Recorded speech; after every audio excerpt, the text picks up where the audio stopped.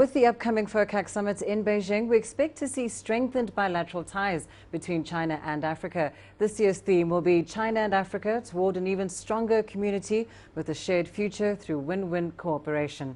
We've been speaking to a Senegalese expert to reflect on China's inroads on the continent and expectations ahead of the summit. Let's take a listen. The FOCAC Summit is a great opportunity. It's a moment for cooperation between Africa and China and the world. I believe the summit will create opportunities to join the strengths between China and Africa. It is an opportunity that we must welcome. FOCAC is more like the Chinese model for cooperation. It is a form of cooperation which allows multilateralism. It sets a platform for win-win partnership to ensure each partner is satisfied. I believe the Belt and Road Initiative is an initiative that will be embraced by many African countries. It offers a new perspective and direction. It is truly an incredible opportunity for the African continent to develop.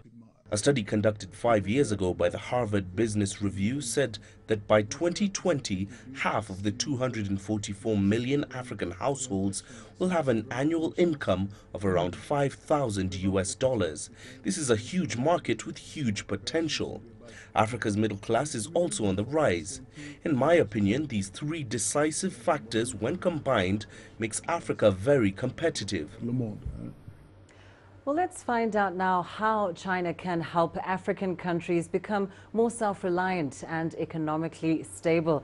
Economist Edward Kuesa from St. Paul University joins us now live in studio. Edward, of course, as we know, there has been an enormous amount of investment from China coming to African countries. Just talk us through the financing possibilities that exist between China and Africa.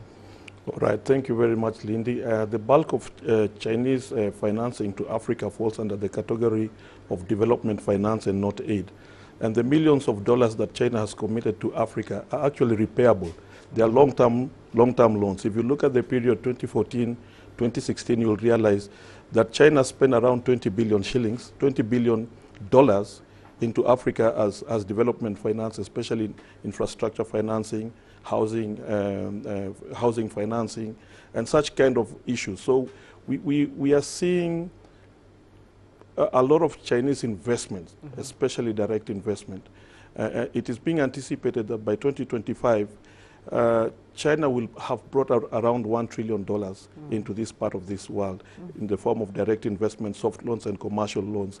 So they're actually trying to look at how to get resources like minerals and oil back to China in exchange for infrastructure development and financing for this part of the world. We've seen recently Africa's traditional partners, the likes of the United States or the UK, in a sense reminding Africa that there's still much to be gained in pursuing those relationships. Meanwhile, we know that China has forged miles ahead when it comes to questions like financing. Why does this particular financing model with China work so much better for Africa? What makes it such a viable option? All right. Actually, the model that China is using is basically resource-based, commodity-based lending, for example, where they come and give you finances in exchange for resources. I mean, the primary focus for China has been generally oil and minerals. So what they are doing is that they give you funds in exchange for the commodities that are existing in Africa.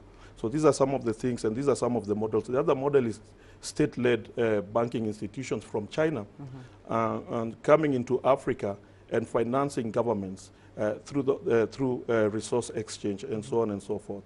And to what degree does this cooperation extend to Africa's own financial sector? Does China impart certain ideas, skills, or partnerships within Africa's banking sector? Oh yeah, I mean, the partnerships they are one of the strategies that China is using right now is actually to finance banking institutions and governments through their state-led institutions. For example, the China Exim Bank. There's also the China Development Bank that actually builds capacity with financial institutions that exist in Africa and beyond by giving them loans at subsidized interest rates.